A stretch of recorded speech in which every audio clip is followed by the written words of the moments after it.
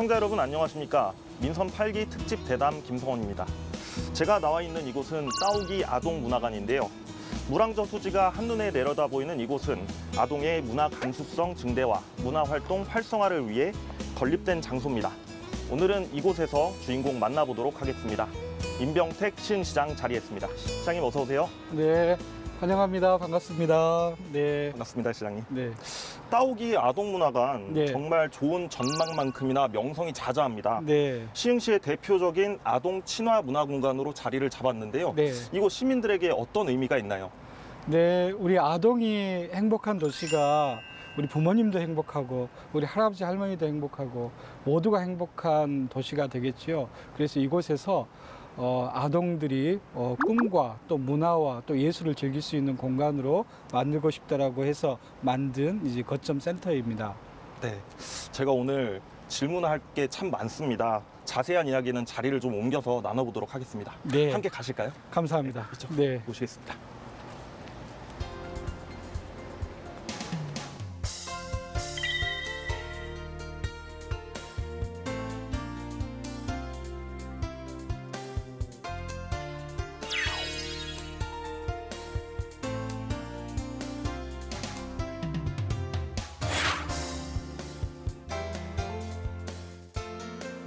여기가 따오기 아동문화관이잖아요, 그렇죠? 네. 이 따오기라는 단어가 동요에 나오는 그 따오기가 맞나요?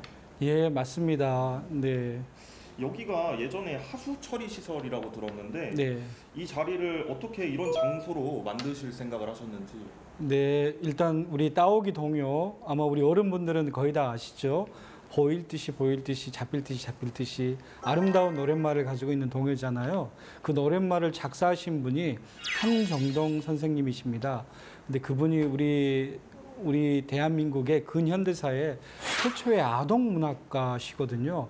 그분이 바로 이곳에서 한 200m 정도 떨어진 곳에 영면하고 계시거든요. 이곳에 잠들어 계시는데 그 선생님의 뜻을 기리는 이 따오기 동요, 이 따오기 동요를 우리 시흥사회에 좀 알리고 싶어서요. 뜻있는 분들이 따오기 아동문학회를 만들고 이곳에 작은 공원을 따오기 아동공원으로 만들고 이런 노력이 밑바탕이 됐습니다. 그래서 바로 이곳에 물론 이곳이 하수 처리장이지만 그래도 요즘은 기술이 발달해서 거의 냄새는 나지 않습니다. 그러나 이곳이 위치한 곳이 워낙 좋은 곳에 위치해 있어서 우리 아이들과 부모님들이 함께 와서 따오기에 대한 이야기도 들으시고 또 아동 문화와 예술에 대한 이야기를 나누시는 공간이 됐으면 좋겠다는 생각으로 이곳에 자리 잡게 됐습니다. 네, 그런 의미가 있었군요. 시장님, 그 고향이 저도 좋아하는데 낭만이 가득한 도시 여수라고 알고 있습니다. 네. 어린 시절에 혹시 기억나는 추억이 있으신가요? 저는 이제 전라남도 여수 이제 바다가 있는 도시거든요. 바다가 있는 도시인데 제가 사는 곳은 바로 바닷가 옆은 아니고요. 산으로 둘러싸인 산골입니다. 그래서 산에 올라가면 바닷빛이 이게 은비늘처럼 반짝이는 그런 바다를 볼 수 있는 동네에서 살았는데 워낙 이 사계절, 이 산의 변화가 주는 게 너무 좋았고요. 그리고 또 산에 올라가면 바다도 보이고 이런 시골에서 산골에서 살았던 제 유년 시절이 정말 뭐 지금 생각해도 아주 행복한 추억입니다. 예, 그런 곳에서 살았고 우리 시흥이라는 도시도 그러한 추억을 갖고 살아갈 수 있는 아름다운 도시를 만들고 싶은 게 또 꿈입니다. 네, 그 외람된 질문이지만 그 왼손을 한번 좀. 네네네네네네네. 네, 여기 보니까 네. 큰 흉터가 네. 어린 시절에 생긴 흉터가 있다고 저도 지금 처음 봤는데요. 예. 어떤 사연이 있나요?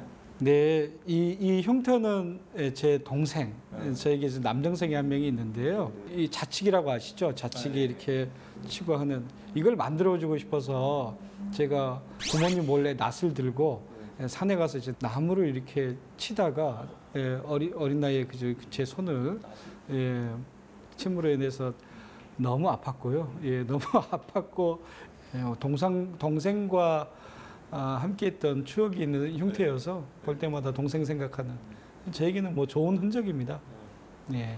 제가 듣기로 시장님 대학을 무려 7년 만에 들어가셨다고. 근데 이 정도면 공부가 적성에 안 맞으셨던 게 아닌가 싶네요. 정확히 보셨네요. 공부가 적성에 영수가 적성에 안 맞았고요. 예, 신문 보거나 이 시사 잡지 보는 게 더 재밌었던 것 같아요. 그래서 고등학교 때 학업에 집중을 못했습니다. 뭐 여러 가지 이유가 있는데요. 뭐 가정 형편도 그랬고 그래도 무언가 뭐 어렸을 때부터 꾸었던 꿈이 있어서 다시 공부를 해야 된다, 대학을 가야 된다는 마음으로 군대 다녀와서 좀 돈을 벌었죠. 이런저런 아르바이트 하면서 돈을 벌었고 그 돈으로 다시 공부를 했고 그래서 7년 만에 아주 그 예비역의 아저씨 대학생이 돼서 대학교 신입생이 됐습니다. 그래서 법대에 지나가게 됐습니다. 네. 그 7년 만에 대학을 가셨는데 네. 혹시 대학 생활하시면서 충분히 좀 즐기셨나요? 일단은 대학생이 됐다는 것만으로도 너무 기뻤습니다. 20대 대학생으로서 캠퍼스 그리고 중앙도서관이라는 곳에서 공부할 수 있다는 것만으로도 너무너무 기뻤습니다. 네. 그것만으로도 좋았고 그런데 안타깝게도 크리스마스 이브 날에도 도서관에서 공부를 했습니다. 여자친구를 못 사귀어서. 예. 그래서 뭐 다시 또 돌아간다라면 그 중앙도서관에서 네.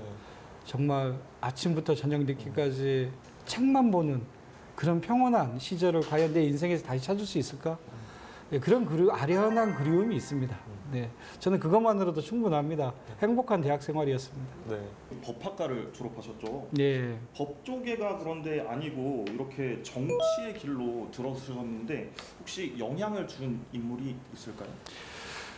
그러니까요. 제가 좀 가슴이 시키는 대로 사는 스타일이었던 것 같습니다. 그 뭐 대학을 가겠다라고 다시 마음을 먹었던 것도 그렇고요. 7년 만에 대학을 가서도 공부도 재밌고 또 열심히 하고자 했습니다. 학점도 좋았고요.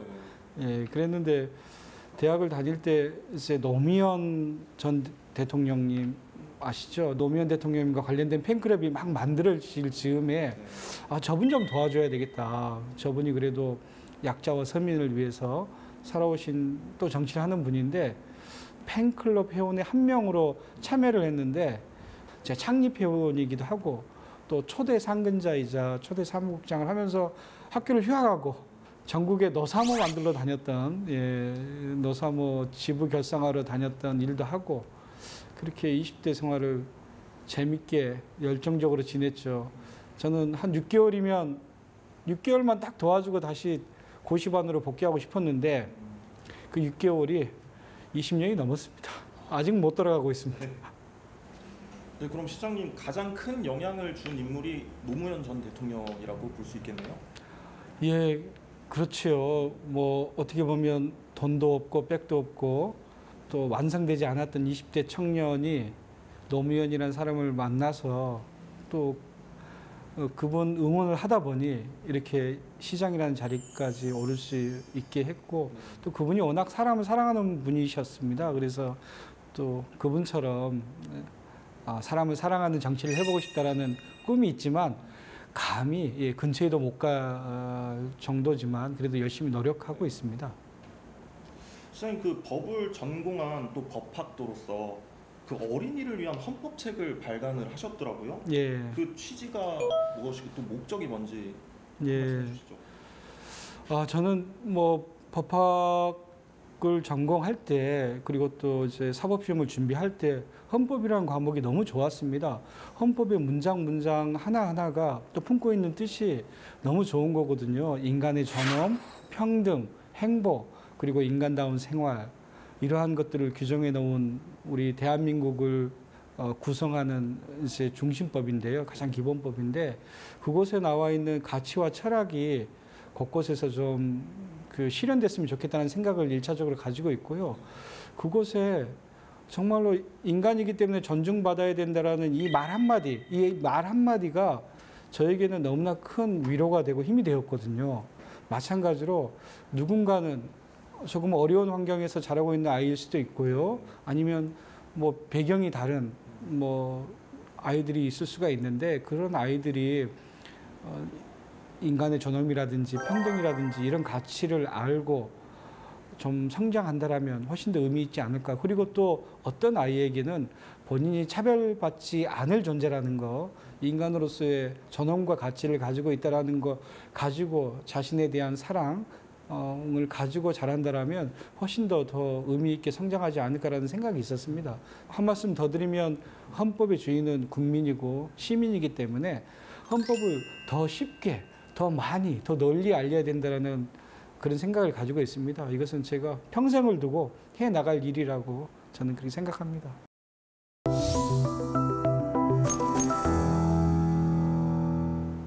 네, 지금부터는 시흥 시정에 대한 이야기도 나눠보도록 하겠습니다.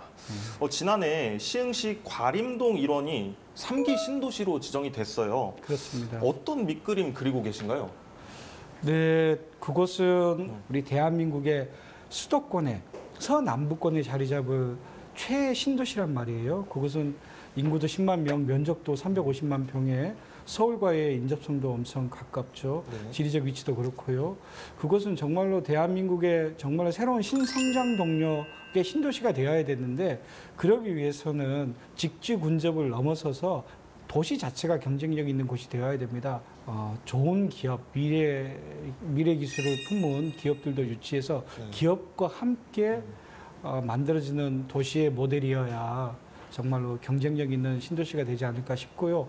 주변 환경도 너무 수려합니다. 수도권에서 그래도 녹지가 보존되어 있는 아름다운 그 산들이 있거든요. 호수도 있고 그래서 정말로 의미 있는 3기 신도시가 되어서 대한민국의 경쟁력 있는 신도시로 만들어지기를 바라고 또 그러한 의견들을 계속 우리 중앙정부에 전달하고 있습니다. 네, 기대를 해보도록 하겠습니다. 이 질문 중요한데요. 서울대 사업이 진행 중인데 현재 어디까지 진행되고 있나요?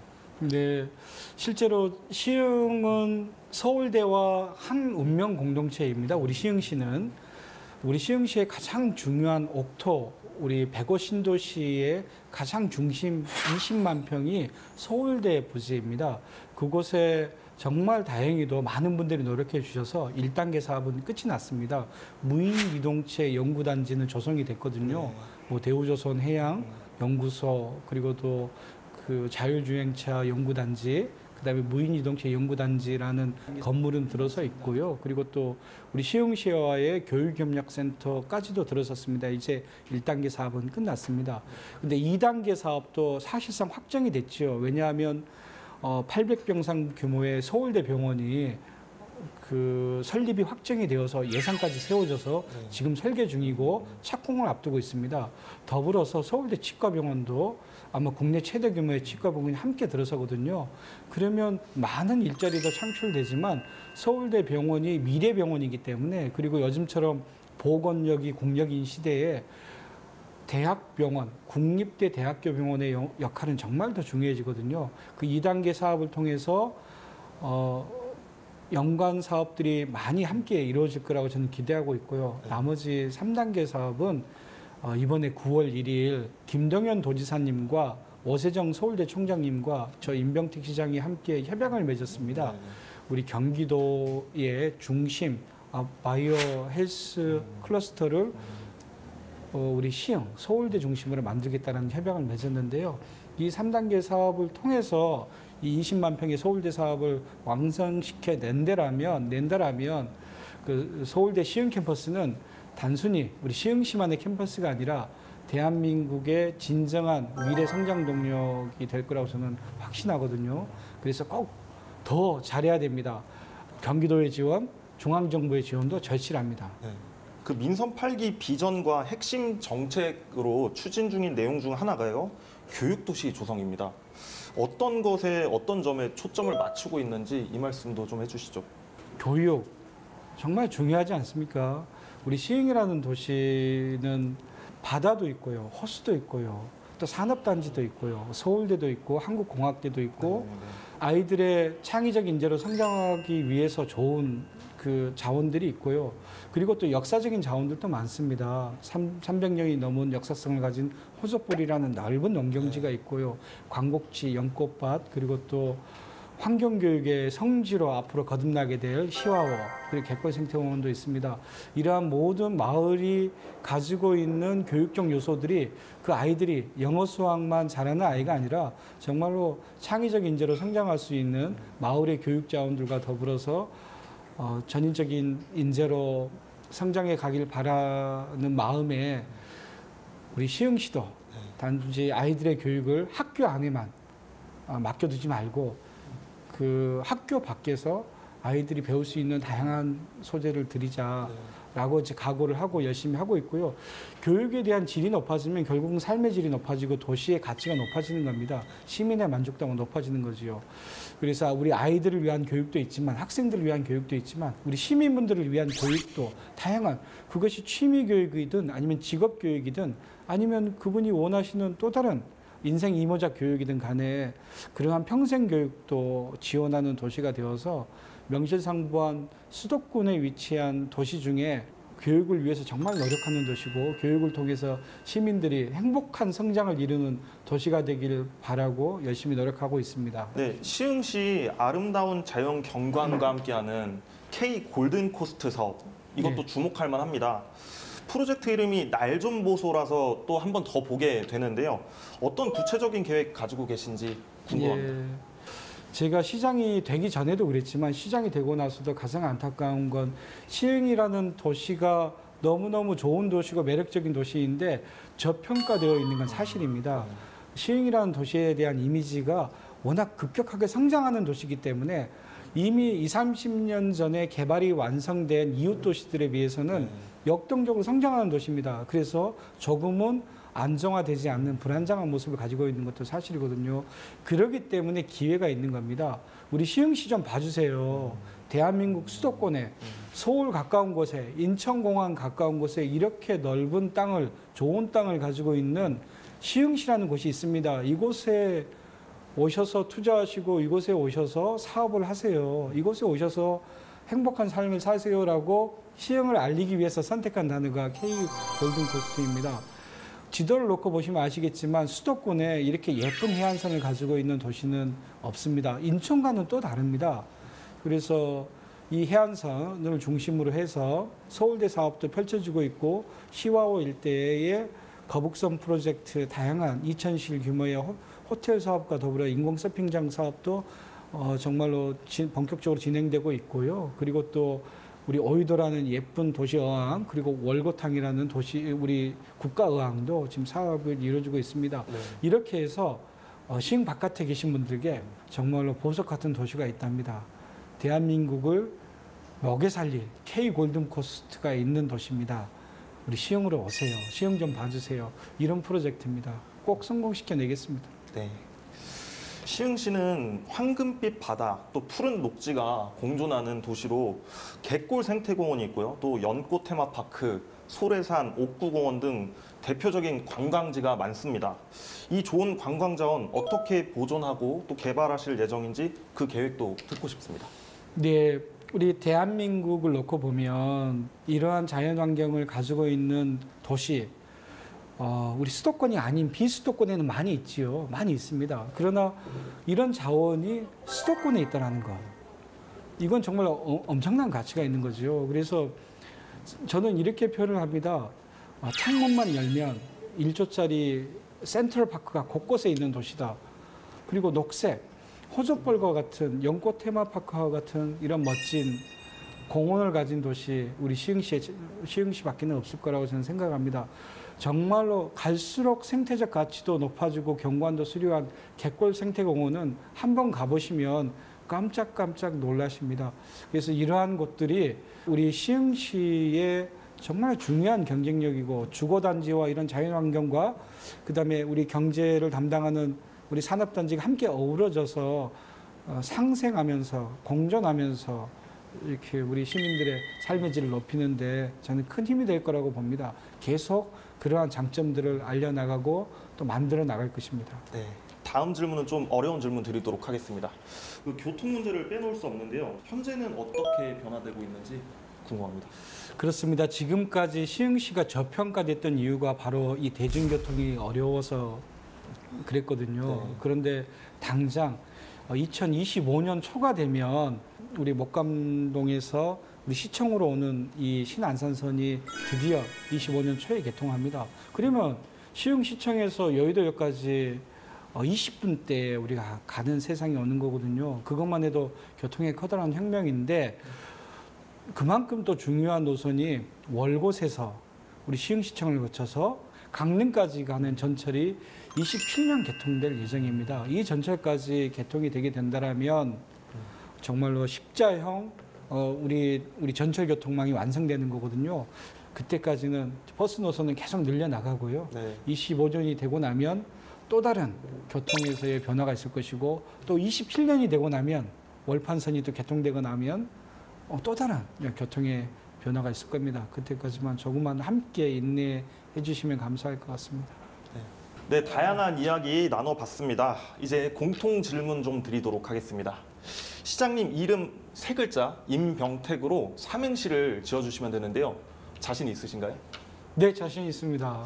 네. 네, 알겠습니다. 그러면 제가 운을 띄워드리도록 하겠습니다. 예. 임금님처럼 시민분들을 모시겠습니다. 병택이가 모시겠습니다. 택시 중에 가장 친절한 택시 기사가 되어 우리 시민분들을 모시겠습니다. 네, 택시기사 이야기하셨는데 진짜 지역 곳곳을 보시면서 시민분들의 이야기를 많이 들어보시면 좋을 것 같습니다. 오늘 임병택 시장님 개인적인 이야기부터 민선 8기 시정 계획까지 들어봤는데요. 목표하신 바 이룰 수 있도록 응원하겠습니다. 감사합니다. 네, 오늘 함께해 주셔서 고맙습니다. 네, 고맙습니다. 보일 듯이 보이지 않는 따옥따옥 따오기 소리. 내 어머니 가신 나라 해돋는 나라. 동요인 따오기 가사 중 일부분입니다. 따오기를 작사한 아동문학가 한정동 선생님의 묘가 시흥시에 있어서 따오기 아동문화관 건립으로까지 이어졌는데요. 아름다운 노랫말처럼 아이들의 꿈과 희망이 자라나는 아름다운 도시 시흥시가 되길 응원하겠습니다. 시흥시장과 함께한 특집 대담 여기서 마치겠습니다. 시청해 주셔서 고맙습니다. 시장님 고생 많으셨습니다. 감사합니다. 예. 시장의 상상력이 이제 실현되는 이런 공간들을 왔을 때 이 뿌듯함이 있습니다. 원래 이곳이 철조망이 쌓였던 곳이고 컨테이너가 넣을 공간이었는데